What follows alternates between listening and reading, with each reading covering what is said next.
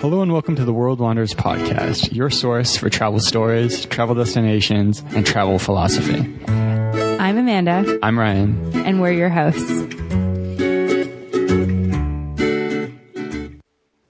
Hey everybody, welcome to another edition of the World Wanderers podcast from our mobile studios here in Blanding, Utah. Yeah, we're joining you from Blanding, just like Ryan said, which is Blanding. Approximately 1 hour north of Moab, which is just outside of Arches National Park. Which is just outside of Colorado. Which is just outside of Wyoming. Utah is. Just outside of Eastern Europe. Yeah. But yeah, so we're on a road trip, currently going from Atlanta to Alberta. And we're not going to talk about our road trip too much because we've been recording on the go and we're going to have some episodes coming out about more specific road trip stuff. So the only thing you get to know is that we're in Blanding, Utah at the moment and that we're staying in a super cool Airbnb here. And today our topic is road trips. Yeah, we thought what better time to talk about road trips, broadly speaking, than just being on a road trip. Yeah, and so just to start out with, we're going to just define how we define road trips, because in talking before the episode, I was talking about a weekend away that we'd taken, and Ryan's like, is that actually a road trip? I was like, I don't know, kind of. And then we kind of went back and forth and decided that it wasn't. There's like weekend getaways, and then there's road trips. And road trips are, as we're defining them, which is not how you have to define them, but just so you know for the course of this episode, is somewhere where you are in the car for a while, you're driving longer distances, and you're staying overnight in multiple places. Is that? Yeah, I think that's what I would call a road trip. Like if you're just driving to a city for a weekend, it's more like a weekend trip. I think you could get away calling it a road trip as well. But what we're going to talk about is like being on a longer trip where you're going 2 weeks, going to a bunch of different places, spending a lot of time in the car. Yeah. Yeah. And it's kind of interesting because something that we wanted to do actually last year before we headed down to Atlanta. So prior to the whole Atlanta debacle, we were... What's the Atlanta debacle? Just the whole Atlanta chunk of our lives. I don't know why I said debacle. It just came out. The whole like Atlanta chapter. We were planning to take a road trip through the U.S. and then actually go down to Central America. So it's not on the same trip. No, obviously not. So, well not obviously. But, you know, road trip to the U.S., I'd really wanted to see a lot of different places in the U.S. for a long time. And then we were going to come back and go down to Central America. And so it's kind of funny how it's been like very swapped around where, you know, 10 months after the initial plans, are taking a road trip to the U.S. kind of in the opposite direction of, I think, what we intended to do. And then we'll be going to Central America a little bit later in the year. So it's just kind of funny the way that life works out and the way that it takes you. It's not really funny. Like, it's not like some passive random thing that's happened. We've like actively chosen to do this thing that we wanted to before, and we still want to do it because it's something that we wanted to do. Yeah, definitely. And so do you want to talk a little bit about why we wanted to do this episode? Outside of because we're actually on a road trip? Yeah, so the idea came from, I think that in... travel world. Yeah, I was going to say popular culture, but it felt weird to say like road trips. Those are like cool, kind of like a romantic thing, you know? For the longest time, I've wanted to go on a big road trip around the U.S. I think coming from Western Canada, where there aren't many cities around, it's just cool to think about like being on the East Coast of the U.S. or the Southern U.S. where you can go to so many interesting places, and it's not a 12-hour drive to get to the next city. Yeah. Like it is in Western Canada. And then, so we've had a bit of road trip experience now. We drove to Texas from Georgia. You've drove down from Canada to Georgia, and now we're on our way back. And so kind of contrasting this like romantic vision of like what a road trip is with what a road trip is in reality. And is it a great experience? Is it like something that's better kind of like in a movie than it is in real life. Well, I mean, everything's better in a movie than it is in real life. Well, not necessarily. The best burger shop just happens to show up right when you're hungry. Not I Hostels. Not horror movies. That's the good point. Not horror movies. Hostels are better in real life. Yeah, that's true. Yeah, if you want to go to Hostels, don't watch the movie Hostel because it's just atrocious. Also, probably going to like Latin America probably is better in real life than it is in a movie. Yeah. Okay, so do you want to start with... Or going to Paris, France. Especially if you're watching Taken. That's better in reality. This has gone on way too long. So where do you want to start? Well, let's dive into the kind of like what are like the good parts about a road trip? Like what are the awesome things? Yeah. In reality. Yeah, I think that some of the awesome things are that you really have control over where you get to go. And it's something that we talked about in our Australia episode because I totally forgot about that. we lived in a van thinking for about 6 this weeks. time when we road tripped. Yeah. That was like our most extensive road trip. Yeah, definitely. And I remember after we were like 4 months into traveling, and I mean, Europe was completely by train. Southeast Asia was completely by bus. And of course, planes in there as well. And so it was so nice to get down to Australia and have this van where all of our belongings just remained and just to drive from coast, like up the coast. And so I think that's something that I'm experiencing here too. Like, you know, for example, we're in Blanding, Utah right now. Like, I don't know if there's any buses that stop in Blanding. I'm sure you could Greyhound here. Maybe. But you never would. But then so we're an hour outside of Moab, and then how would you get to Arches from there? Like, there's just so many complicated things. It would make more sense to Greyhound to Moab, and to stay in Moab is like hundreds of dollars a night. Like, it's really expensive because it's right by Arches National Park. So I think that having your own car and having the ability to drive wherever you want and not relying on like public transit or somebody else to get you somewhere is a huge, huge pro of being on a road trip. Yeah, it's just this like flexibility that you have to kind of change plans on the go. Like we had no intention of coming here yesterday at this time. Yeah, that's a true story. We just that's another pro of road tripping, though. Yeah, but so we'll talk about that on our road trip episode. But well, this is the road trip. But on the other actual episode about our actual road trip. But just in general, a pro of road tripping is that you've got the flexibility also to control your schedule. Like it's you can go wherever you want, but you can also go where you want when you want. You don't have to plan like hugely in advance. Like I know when we were in Patagonia in like southern Chile and Argentina, we really had to plan in advance because we were there kind of in like the fall, like almost off season, and some buses only ran on like Tuesdays and Thursdays. It's like if you don't get the bus on Thursday, you don't get a bus for like 4 more days out of the city. Whereas if you had a car or a van or a truck or something that could take you from place to place, you could leave whenever you wanted. Yeah. Yeah. So you do have more options. You can be kind of more spontaneous if you want to be. Mm-hmm. And you can really adjust to find like a better circumstance for yourself. Yeah. And then do you have any other pros on the top of your mind? Well, so I think it kind of goes along with that first one, but just it allows you to see a lot of places that you might not otherwise see. Kind of like these, maybe you could call them like secondary cities or... Like Camel Rock. Yeah, Camel Rock, just outside of Santa Fe, which is just a random rock that looks like a camel. A bus would never stop there, though. No, yeah, definitely buses wouldn't stop there. But also just places in general, like there's kind of like this like first class destinations that people fly to go to.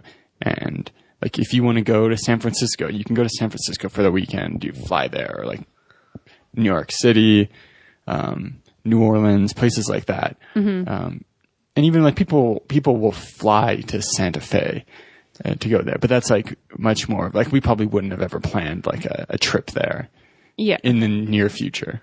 But you know, it's cool like you to be on a road trip and you're like, oh, we can stop here. It's not that far off our route. Like we've heard cool things about it. Yeah. And you know, going to like Blanding, I think that Arches is like a national level attraction, but the closest airport though is Salt Lake City. So you either have to you basically have to rent a car or get a bus from Salt Lake to Moab. So you are very like restricted if you're not kind of driving through the area. Yeah. But so on this road trip, we're going to get to see a lot of places that are pretty cool that we probably never would have seen or wouldn't have seen for a very long time. Yeah, totally. 100%. And you kind of get a whole bunch of them in one go. Something I really like too about, it's kind of like, goes to like buses as well as road trips, but I really like, I feel like I get a better feel for a place when I get to see the landscape. Like something that's been really cool about driving through the US is watching the landscape change. Kind of from state to state, but even like within a state being like, wow, it was really like this and now it's really like this.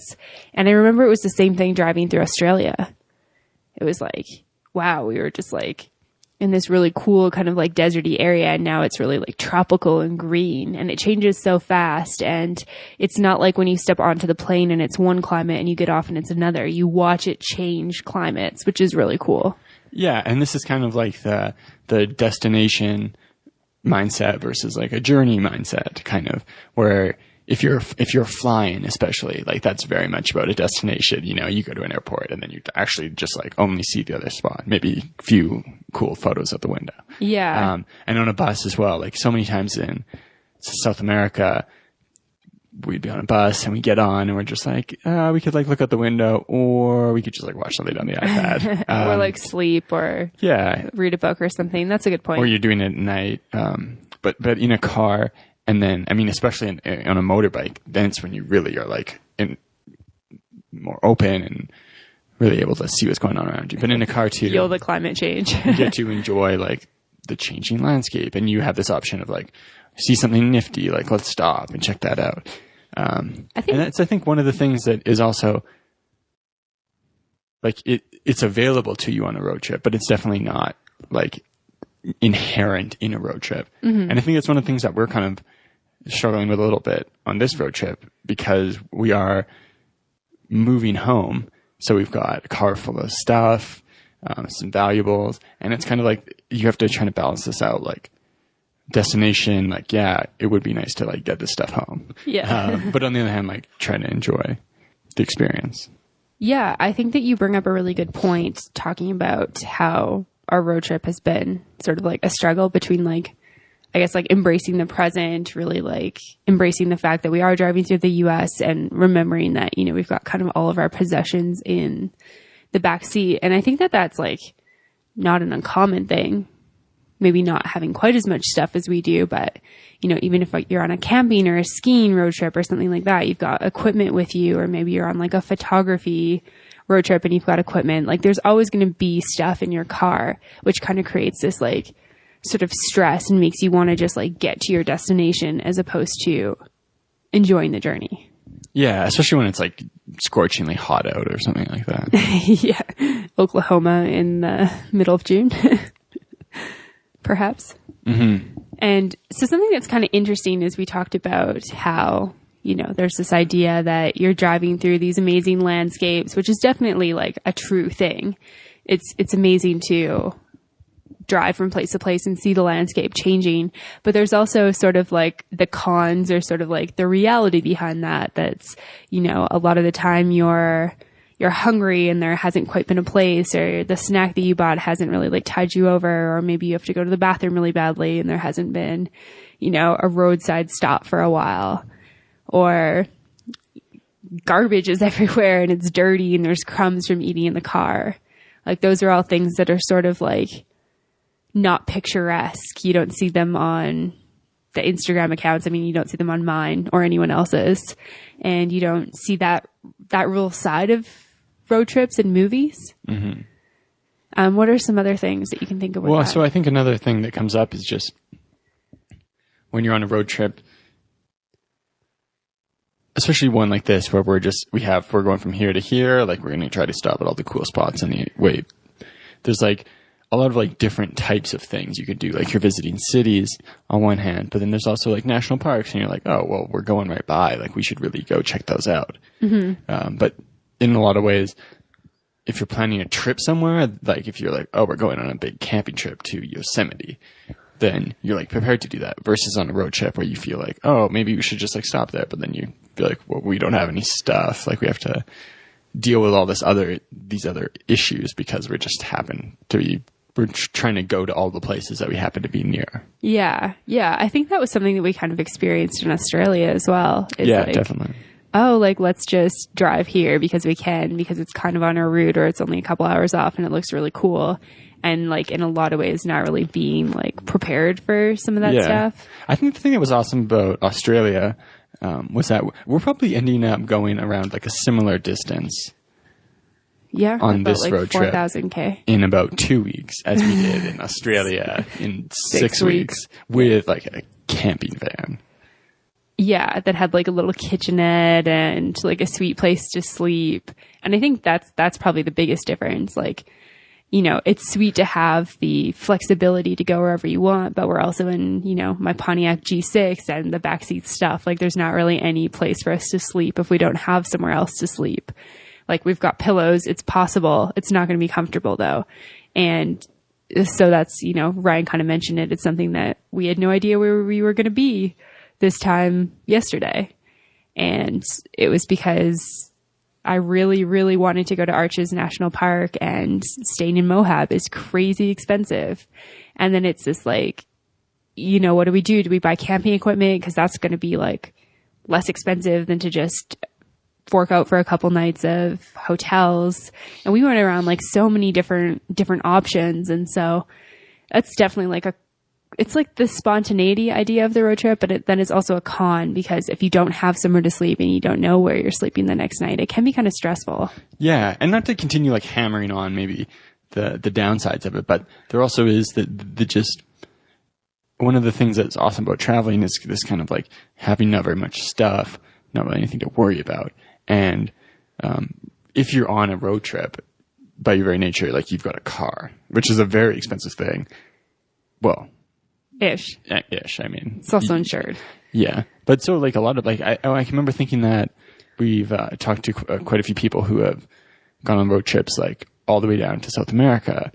And that's like, man, having a car in like Nicaragua seems like scary to me. Yeah. It's kind of interesting because when we talked to Shelley and Al McCullough from Sell Your Stuff, they were talking about how like they're very sort of minimalist lifestyle. They don't own very much stuff, but they bought a car when they were home in Ontario and then drove across Canada to get to British Columbia where they were doing a house sit. And they were talking about how, you know, once you have a car, you kind of just end up buying stuff. Mm-hmm. And I think that that's a really interesting sort of other side of it, because we have a lot of stuff because we're moving home that we feel kind of like stressed and anxious about. But then it's also like if you have this empty sort of like contraption where you could put more stuff, you're kind of intrigued to like buy more things. Yeah. But so I think the thing is like we're probably not going to do a road trip in Asia or South America or even like Europe, for example. That seems like a big hassle. But like the places where you would do a road trip are really like the US. Like that's probably like the number one, like this is the place to do a road trip. Australia, New Zealand, Canada. Yeah. There's probably a few other places that I'm missing. I mean, Europe would probably be I think that like Ireland's a massive road tripping area. Like I know I talked to people before we went to Ireland that were like, if you can rent a car, like rent a car and do it up that way. I remember thinking that this would just be really cool if we could drive to wherever we wanted. Yeah. Yeah. I remember thinking that too, especially because, you know, we dropped off our van not long before that, probably like 3 days before we flew out of Australia. And then we get into this like bus situation and all of a sudden we're completely restricted once again. But I mean, there is a definite pro to not having a lot of stuff in the sense that like, you know, you've got way less to worry about. Yeah. Like you don't have to worry about like a car being broken into. You don't have to worry about getting a flat tire, your engine overheating. Or, yeah, and you don't have to worry about these things. Yeah. No, you don't. But I mean, so as we're driving through like Utah today and Ryan's like ripping around the corners, I'm like, if you drive off this road, there's a cliff, like we will die. It's like way easier to just like tune it out when you're in like a bus that somebody else is driving, I feel like, as opposed to being like, this is like my vehicle that I own, that I'm going to get like no money back on if you crash it. Yeah. But so the thing where you'd be comparing a road trip to is like busing or like going on a tour where you're kind of like flying from city to city to city. Mm-hmm. Which I think I definitely prefer the road trip compared to the idea of like busing around the US or flying from like just doing kind of flying from city to city to see a few places. Yeah, I would agree with that. And it's kind of interesting because one of the pros we briefly touched on was this, like, I really have to pee and there's no rest stops. And it's something that I like clearly remember from like every bus ride ever that we took in like Southeast Asia or South America is like almost never. There's almost always toilets on the buses and they almost never worked. And I like to drink a lot of water, which means I need to pee a lot. And I believe in hydrating when you travel, but it's like really hard to hydrate when, you know, the bus doesn't stop for 5 hours and it stops at a really shitty roadside stop. And like, it's not like you can go down and be like, excuse me, can you stop? I'm going to pee my pants now. It's like, I don't care. Yeah. So that's something that I really like, as much as it's like, oh, I really need to pee. If worse comes to worse, I could pull over and pee beside the car. Yeah. So how has your opinion on road trips changed based off the road trips that we have done? Maybe not also your opinion, like what do you think you've learned about doing road trips? I think I've learned that it's a lot more exhausting than you think it is. Like you think it's going to be this like really fun, like energizing, cool thing. You're going to stop wherever you want. And in a lot of ways it is, but it's also really tiring. And you sit a lot and you get kind of lethargic and then you get out and you just kind of feel like heavy and kind of like lump-like. And that's something that I don't really like. I don't really love being thrown off my routine, which I feel like when you're on the road, it's kind of hard to get a routine because you're driving at all different hours and you're going to all different places. And it seems like more so with road trips than like backpacking travel, you're in a different place almost every day. So I think that those are things that you don't really realize if you just like read about road trips, like if you read fictional novels or watch movies or kind of this idea, I don't know where it comes from, but this idea of what a road trip is like. It's kind of like on the road. Yeah, like nobody tells you how exhausting it is, I guess. Like when I say that, I'm thinking about a couple of years ago, Ryan and I drove down to Denver and did a road trip, really fast road trip, like stayed in Montana, drove to Denver, had 2 nights in Denver, drove through Jackson Hole and then back to Calgary. And I remember at one point on our way home, looking over at you and your eyes were closed while you were driving. And I like smacked you and you were like, oh, right, I'm here. And I was like, I can't sleep if you're like about to fall asleep at the wheel. And it's like, I'm really tired, but then I got to take my shift driving and like, I'm too tired for you to sleep. So it's like both of us basically has to be awake to keep ourselves accountable at the wheel. So do you remember that? Yeah, vaguely. I was pretty tired at the time. Obviously. So you kind of started on it, but like, what did you say the biggest thing that's changed about how you view road trips from doing a few of them? Yeah, sorry, I didn't completely answer your question. I think that's a good question. Do you think you're more excited about them now, or are there any things you were like, oh, this would be an awesome road trip, and now you're like, maybe I don't want to do that? Yeah, that's a better way to phrase that question for me to answer it.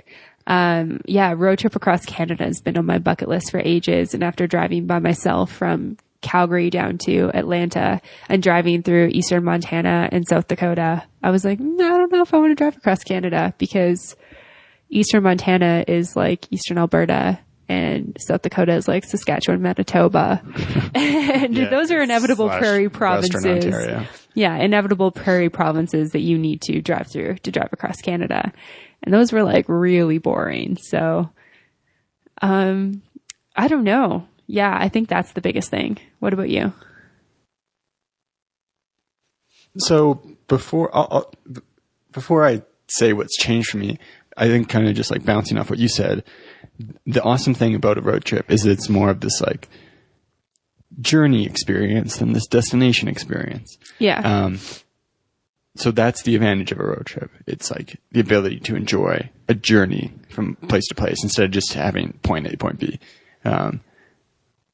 But when you're trying, so to have a really good road trip, you need to like really maximize your ability to take advantage of that. So like when we were in Australia, for example, we had a camper van, so we could stop at a rest stop and just like, boom, we're sleeping right there, no problem. Or we're cooking right there. We don't have much stuff. We're renting of that van, so like we're not too concerned about it because it's insured. And and all those things really allowed us to be more spontaneous, a bit more like, worry free, for example. Like we don't have to like, oh, where are we going to stay tonight? It's like, yeah, we'll just like park our car and sleep. Yeah. Versus contrasted against having a car that's really not going to be suitable for sleeping and it's packed full of stuff. A tighter timeline that all pushes us towards that. Like we just have to get from point A to point B kind of thing, which isn't really what a road trip's about. It's about this more like circuitous route journey type of thing. Yeah. So that's what I feel like in the future.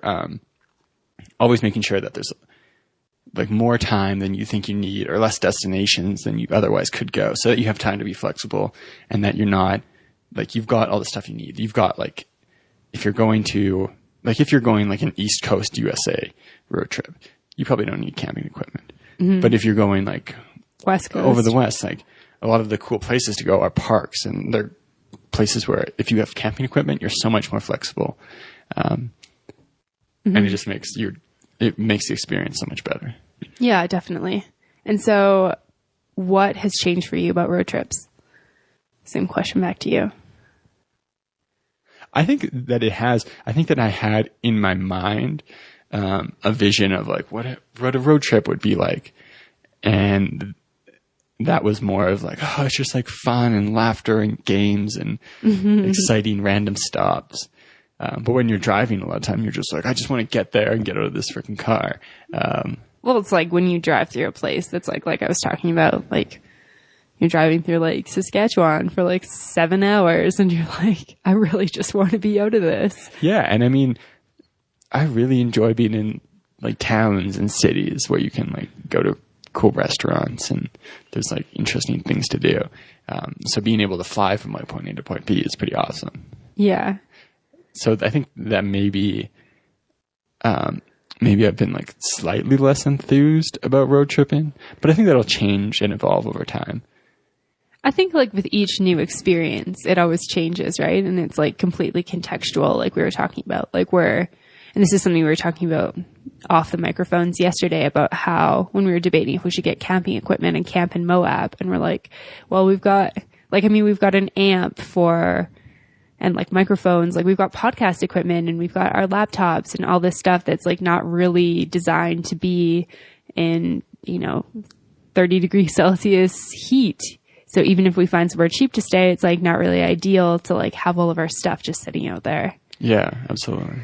Something that I do want to touch on that's been like pretty amazing that we were talking about as we pulled into our Airbnb is how kind of like the modern technology has really made road tripping a lot more enjoyable, I guess, or easy. It's taken a lot of like, I think probably some of the like the pains away from road tripping. Like I imagine, I'm thinking about how we talked to Billy and Akaisha last week and they were talking about how they retired in 1991 and started traveling before there was like Skype or cell phones or laptop computers or internet or anything like that. And just thinking about how, even a couple years ago, like 5 to 10 years ago, road tripping would have been so much different because everybody didn't have a smartphone. You don't have a phone that gives you like a Wi-Fi hotspot. You can't work in the car. You don't have Airbnb that you can literally book when you're, 7 to 24 hours away type thing. You don't have couch surfing as an available option for you. You don't have a ton of hostels, GPS. Yeah. So we were just thinking about how like on this road trip, we've used Airbnb multiple times when we've been driving. We've got Google Maps up or Waze if we were trying to avoid getting pillaged by police officers, bandits. And we've got Spotify playing music occasionally, and we've downloaded podcasts on the go. We're using Yelp to find out cool restaurants in the towns that we're about to pass through. There's all these like new things that even like 10 years ago we wouldn't have been using and would have really completely changed the way we do a road trip. Yeah. Yeah. And we were talking about how it's like, back in the day, you'd buy like a map at the, as you cross through each state, there's usually like a welcome center and you get a map from there, which we actually got in New Mexico for who knows why reason, but you get a map. But then we did get a good recommendation from. Yeah, no, we totally did, which we're not going to tell because we're going to talk about that on the next podcast episode or one of the next podcast episodes. We don't want to give away too much in this episode. But we got a good recommendation. But, you know, you can get a map and then you'd look at your map and figure out your highway route to the next place you're getting to. And then there'd probably be like one or two motels or hotels that you'd like roll into and book a night with. And yeah, so that's one thing that Airbnb is like magnificent for. If you want to stay in Blanding 15 years ago, you probably have to stay in some like rundown the Super 8. The Super 8 motel, which does not look like a very nice place. It is across from the grocery store, though. Yeah. Clark's Market. But now with Airbnb, all these small towns that are really in the middle of nowhere, you can usually find a really cool place to stay. We found like an awesome apartment. It's really affordable. And it's just like an amazing place to stay that otherwise we'd be paying way more to stay in a rundown motel or something. So it's just awesome having this new resource available. Yeah, totally. And like when I was driving down here from Calgary, like down to Atlanta the first time on my solo road trip, I mean, that's like a whole nother thing that was like, I was kind of nervous about breaking down or having something happen or like even going to gas stations by myself because I'm like this young white female who's like clearly by herself. Like somebody only needs to look in my car to see that there's clearly nobody else with me outside of my American Beanie Baby named Spangle. And I was really cautious about being safe, and Airbnb was amazing for that. Like you can see reviews. It just seems so much more, I don't know, legitimate than hotel rooms where you're kind of just like a number and nobody really cares about you. I mean, yeah, it's funny you say that because I think a lot of people would be like, well, you Airbnb, it's dangerous. Yeah, like staying at a stranger's house. But I know that I drove from Calgary to Bozeman, stayed with my friend Chelsea for a couple nights, and then drove from Bozeman to like Beaufort or Beaufort or like some really small place like in really eastern Montana, and found like it was like Blanding, Utah, like just really in the middle of nowhere. Some guy had a spare room that was on Airbnb, super affordable, super cool guy. Stayed with him for a night, continued my road trip. Like just, I don't know, just awesome. Such an awesome service. Yeah. So definitely it's interesting how much technology has changed a road trip in just a few years. Yeah, and made it so much more like comfortable, I think. Yeah. And so one thing I want to touch on is that I think that the idea of a road trip oftentimes is about like being with a group of friends more so than just like a couple.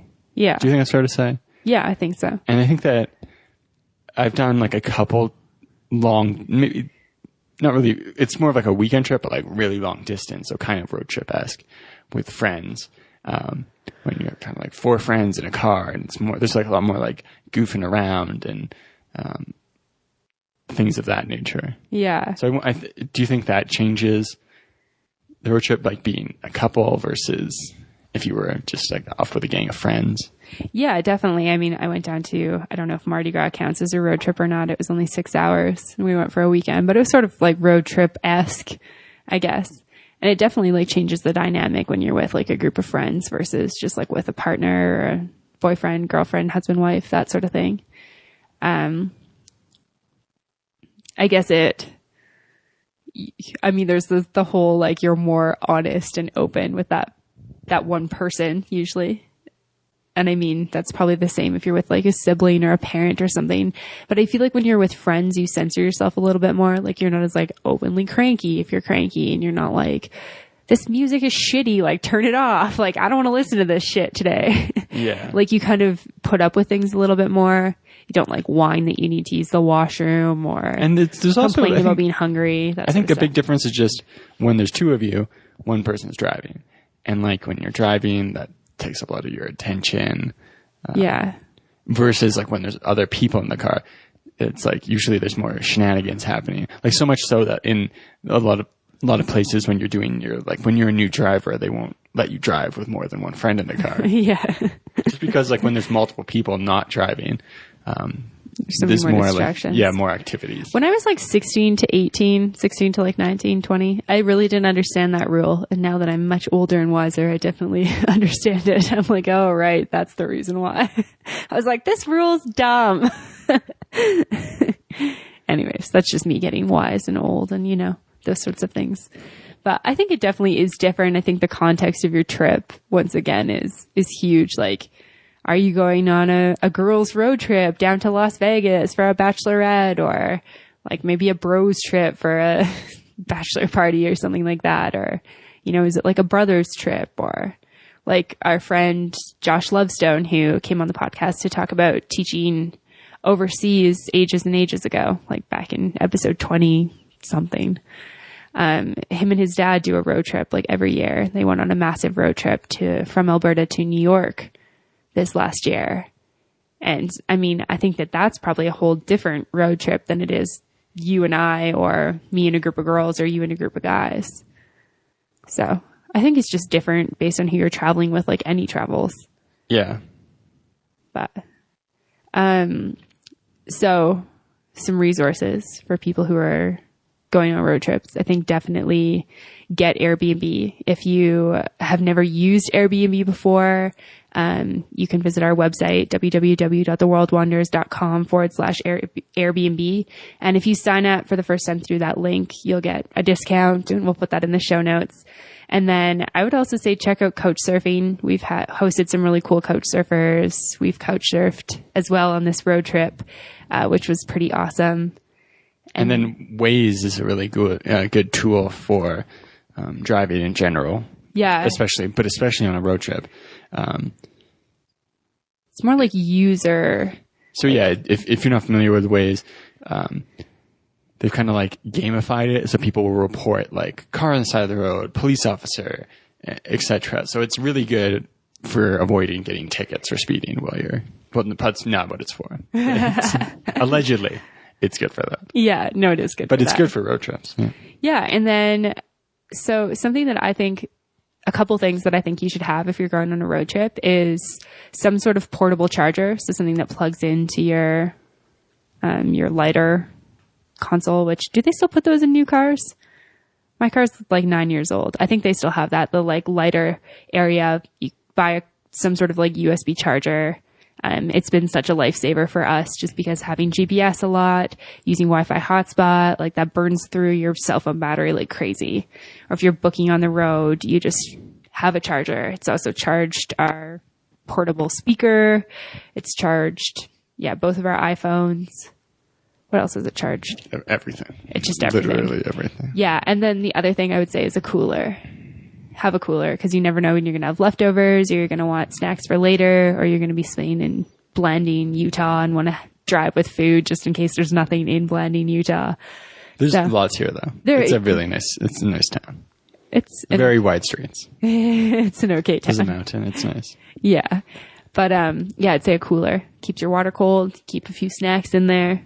Those are my 2 road trip things that you must have. Do you have anything that you want to add to that? Road trip must? No, nothing's coming to me. Okay. Comfortable, versatile clothing. Lots of yoga clothing is good. That's actually like a legitimate point though. Like dressing comfortable. I think it's more about comfort than style when you're going to be sitting in a car for 8 hours. Yeah. And the one thing is, it's like just kind of what I mentioned before, like when you're planning the road trip, the benefit of the road trip is being able to be flexible and spontaneous and go on an adventure. So do whatever you want, obviously, but if you're thinking about planning a road trip, maybe like cut out one of the places you want to go just to give yourself that extra time to be flexible. And maybe don't book everything in advance in case you want to change your plan. And if you've got a tent or something and you're not planning on using it, maybe but you've got space, throw it in the car just in case you want to stop off somewhere random. So just, going that direction, like making it more about an adventure than it is about just going from ding, ding, ding, ABC. Yeah, I think that's great advice. Awesome. Well, I think we've touched pretty thoroughly on romance versus reality of road trips. As always, if anyone wants to reach out to us, send us questions or comments, you can send us an email at info@theworldwanderers.com. Thanks for listening. Until next time. To find more information, relevant links, and photos talked about in this week's episode, check out theworldwanderers.com. If you have a question, comment, or feedback, send us an email at info@theworldwanderers.com. Join our community on Facebook at The World Wanderers or on Twitter at World Wanderers 1. As always, thanks so much for listening. Have a great day. Bye.